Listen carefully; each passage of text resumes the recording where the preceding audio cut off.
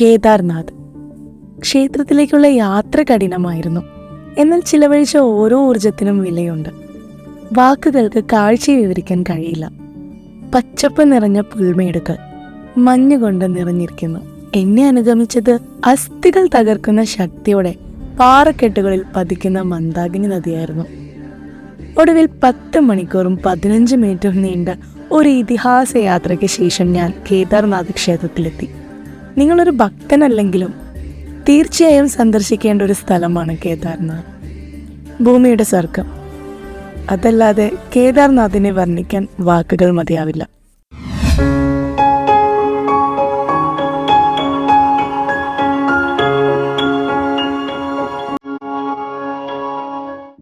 ഉത്തരാഖണ്ഡ് സംസ്ഥാനത്തെ കേദാർനാഥിൽ ഹിമാലയൻ ഗഡ്വാൾ പർവ്വതനിരകളിൽ സ്ഥിതി ചെയ്യുന്നൊരു ക്ഷേത്രമാണ് കേദാർനാഥ് ക്ഷേത്രം. മന്ദാകിനി നദിക്കരയിലുള്ള ഈ ക്ഷേത്രം ഏപ്രിൽ അവസാനം മുതൽ കാർത്തിക പൗർണമി വരെയുള്ള സമയങ്ങളിൽ മാത്രമേ ഭക്തർക്കായി തുറന്നു കൊടുക്കുകയുള്ളൂ. ശൈത്യകാലത്ത് ക്ഷേത്രത്തിലെ മൂർത്തിയുടെ ബിംബം ഊഖിമത് എന്ന സ്ഥലത്തേക്ക് കൊണ്ടുവന്ന് അവിടെയാണ് പൂജ കഴിക്കാറുള്ളത്.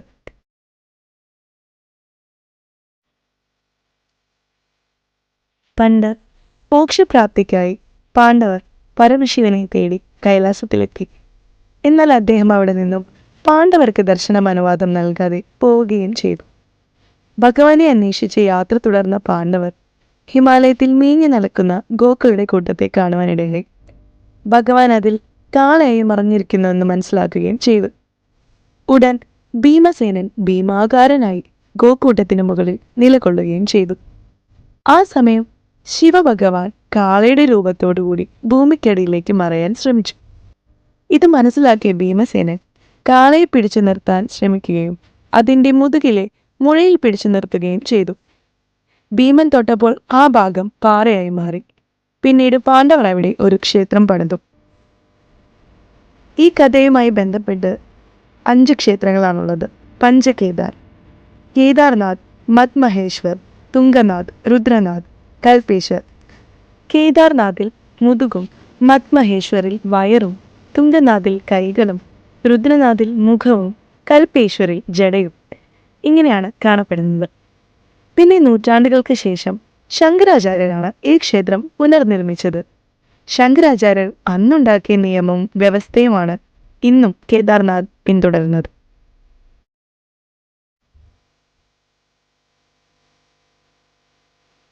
2013 വെള്ളപ്പൊക്കത്തിൽ ഉത്തരേന്ത്യയിൽ ഏറ്റവും കൂടുതൽ നാശനഷ്ടമുണ്ടായ പ്രദേശമായിരുന്നു കേദാർനാഥ്. ക്ഷേത്ര സമുച്ചയത്തിനും പരിസര പ്രദേശങ്ങൾക്കും കേദാർനാഥ് പട്ടണത്തിനും വ്യാപകമായ കേടുപാടുകൾ സംഭവിച്ചു. എന്നാൽ ഉയർന്ന പർവ്വതങ്ങളിൽ നിന്ന് ഒഴുകിയെത്തുന്ന അവശിഷ്ടങ്ങൾ കാരണം 4 മതിലുകളുടെ ഒരു വശത്ത് കുറച്ച് വിള്ളലുകൾ ഉണ്ടായതൊഴികെ ക്ഷേത്രത്തിന് കാര്യമായ കേടുപാടുകൾ സംഭവിച്ചില്ല. വലിയൊരു പാറക്കല്ല് ഒഴുകി വന്ന് ക്ഷേത്ര ശ്രീകോവിലിനു പിന്നിലായി ഒരു തടയണ പോലെ നിലകൊണ്ടു. ഈ വലിയ പാറ ശ്രീകോവിലിലേക്ക് വരുന്ന ജലപ്രവാഹത്തെ വഴിതിരിച്ചുവിട്ടതായി ദൃശ്യങ്ങളിൽ വെളിപ്പെടുത്തുന്നു. അതിനാൽ വെള്ളം നേരിട്ട് ക്ഷേത്രത്തിൽ തൊട്ടൊഴുകിയില്ലെന്ന് മാത്രമല്ല, ക്ഷേത്രത്തിന് യാതൊരുവിധ കേടുപാടുകളും ഉണ്ടായില്ല. ക്ഷേത്രം സംരക്ഷിക്കാൻ പരമശിവൻ തന്നെ ഈ പാറ അയച്ചതാകും എന്ന് വിശ്വസിക്കപ്പെടുന്നു. അതിനാൽ ക്ഷേത്രത്തിനു പിന്നിലെ ഈ പാറയെ ഇപ്പോഴും ആളുകൾ ആരാധിക്കുന്നു. അതുപോലെ തന്നെ തൊട്ടടുത്തുള്ള ഭൈരവനാഥ് ക്ഷേത്രത്തിലെ ദൈവമാണ് ഈ ക്ഷേത്രത്തിന്റെ കാവൽക്കാരനെന്നും വിശ്വാസമുണ്ട്. റാവലിന്റെ നിർദ്ദേശപ്രകാരം സഹായികളാണ് പൂജ നടത്തുന്നത്. മഞ്ഞുകാലത്ത് റാവൽ ദൈവനോടൊപ്പം ഊഖിമത്തിലേക്ക് നീങ്ങുന്നു. ക്ഷേത്രത്തിന് 5 പ്രധാന പൂജാരിമാരുണ്ട്. അവർ മാറി മാറി ഒരു വർഷത്തേക്ക് പ്രധാന പൂജാരിമാരാകുന്നു. പാണ്ഡ്യകേശ്വരിൽ വച്ചാണ് രാജാവ് പാണ്ഡു മരിക്കുന്നത്. അവിടെയുള്ള ആദിവാസികൾ പാണ്ഡവലീല എന്ന നൃത്തം അവതരിപ്പിക്കുന്നു. കേദാർനാഥിനു ചുറ്റും പാണ്ഡവരുടെ നിരവധി ചിഹ്നങ്ങളുണ്ട്. പാണ്ഡവർ സ്വർഗത്തിലേക്ക് പോയ പർവ്വത ശിഖരത്തെ സ്വർഗരോഹിണി എന്ന് വിളിക്കുന്നു. ഇത് ബദ്രിനാഥിലാണ് സ്ഥിതി ചെയ്യുന്നത്.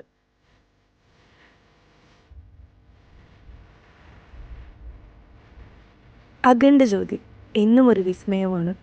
ശൈത്യകാലത്ത് കേദാർനാഥ് ഡാം 6 മാസത്തേക്ക് ഭക്തരെ പ്രവേശിപ്പിക്കാതെ അടച്ചിട്ടിരിക്കും. മുഴുവൻ പ്രദേശവും മഞ്ഞിൽ മൂടുകയും കടുത്ത തണുപ്പ് അനുഭവപ്പെടുകയും ചെയ്യുന്ന സമയമാണിത്. ഡാമിലെ മുഖ്യദേവനെ ഈ കാലയളവിൽ ഊഖിമഠിലെ ശൈത്യകാല ആരാധന കേന്ദ്രത്തിലേക്ക് മാറ്റുന്നു. അവിടെ തീർത്ഥാടകർ പ്രാർത്ഥനയ്ക്കായി സന്ദർശിക്കുന്നു. ഈ സമയത്ത് കേദാർനാഥ് ക്ഷേത്രത്തിൻ്റെ അകത്ത് വിളക്ക് കത്തിച്ചു വയ്ക്കുന്നു. 6 മാസം കഴിഞ്ഞ് ക്ഷേത്രം തുറക്കുമ്പോഴും ഇത് അണയാതെ ജ്വലിച്ചുകൊണ്ടിരിക്കുന്നു. കേദാർനാഥിന് ആ പേര് വന്നതിൻ്റെ കഥയിൽ പുരാണങ്ങൾ തന്നെ പറയുന്നുണ്ട്. ഒരിക്കൽ ദേവഗണങ്ങളെ ഒരസുരൻ ഭീകരമായി ഉപദ്രവിക്കാൻ ആരംഭിച്ചു. ഒരു രക്ഷയുമില്ലാതെ വന്നപ്പോൾ ദേവന്മാരെല്ലാം കൂടി ശിവനിൽ അഭയം പ്രാപിച്ചു. ദേവന്മാർക്കായി ശിവൻ ആ അസുരനെ ഇല്ലാതാക്കി. അങ്ങനെ അന്നത്തെ കൊടാരം എന്ന വാക്കിൽ നിന്നുമാണ് കേദാർനാഥ് എന്ന വാക്ക് വന്നത് എന്ന് വിശ്വസിക്കുന്നു. ക്ഷേത്രത്തിലേക്ക് റോഡ് മാർഗം നേരിട്ട് എത്തുന്നത് സാധ്യമല്ല. ഗൗരികുണ്ടിൽ നിന്ന് 22 കിലോമീറ്റർ കയറ്റം കയറി വേണം എത്തിച്ചേരാൻ. ക്ഷേത്രത്തിലെത്താൻ പോണി, കോവർക്കഴുത, മഞ്ചൻ സേവനം ലഭ്യമാണ്. വടക്കൻ ഹിമാലയത്തിലെ ഇന്ത്യയിലെ ഛോട്ടാ ചാർധാം തീർത്ഥാടനത്തിലെ 4 പ്രധാന സ്ഥലങ്ങളിൽ ഒന്നാണിത്. 12 ജ്യോതിർലിംഗത്തിൽ ഏറ്റവും ഉയരം കൂടിയ ക്ഷേത്രമാണ് കേദാർനാഥ്. ഡെറാഡൂൺ ആണ് തൊട്ടടുത്തുള്ള വിമാനത്താവളം. ഋഷികേശ് ആണ് ഏറ്റവും അടുത്തുള്ള റെയിൽവേ സ്റ്റേഷൻ. ഭക്തിയുടെയും വിശുദ്ധിയുടെയും സംഗമസ്ഥാനമായ തീർത്ഥാടന കേന്ദ്രം. നിഗൂഢതകളും രഹസ്യങ്ങളും ഒളിഞ്ഞിരിക്കുന്ന പുണ്യഭൂമി. അപ്രത്യക്ഷനായ ശിവനെ തേടി പാണ്ഡവരെത്തിയ ഇടം. വിശ്വാസങ്ങളുടെ കാലത്തേക്ക് പിന്തിരിഞ്ഞു നോക്കിയാൽ ഒരുപാട് കഥകളുണ്ട് കേദാർനാഥ് ക്ഷേത്രത്തിന്.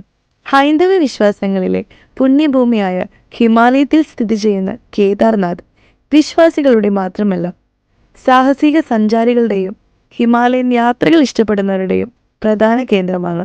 സമുദ്രനിരപ്പിൽ നിന്ന് 3583 മീറ്റർ ഉയരത്തിൽ മന്ദാകിനി നദിയുടെ തീരത്തായി സ്ഥിതി ചെയ്യുന്ന ക്ഷേത്രം വർഷത്തിൽ 6 മാസ കാലയളവിൽ മാത്രമാണ് ദർശനത്തിനായി തുറക്കുന്നത്. ഓരോ യാത്രകളും ഓരോ ഓർമ്മപ്പെടുത്തലുകളാണ്. ഇനിയും ഒരുപാട് ദൂരെ പോവാനുണ്ട് എന്നൊരു ഓർമ്മപ്പെടുത്തൽ. തണുത്തു മരവിച്ച ശരീരവും ഒരിക്കലും മരവിക്കാത്ത മനസ്സുമായി ഒരു പിടി നല്ല ഓർമ്മകളും കാഴ്ചകളും സമ്മാനിച്ച് കേദാർനാഥിനോട് യാത്ര പറഞ്ഞുകൊണ്ട് മടങ്ങുന്നു. മഞ്ഞിൽ മൂടിയ ക്ഷേത്രം ഒരിക്കലും കണ്ണിൽ നിന്നും മായുന്നില്ല. ഇനിയും യാത്രകൾ ഉള്ളതുകൊണ്ട് തൽക്കാലം വിടാം.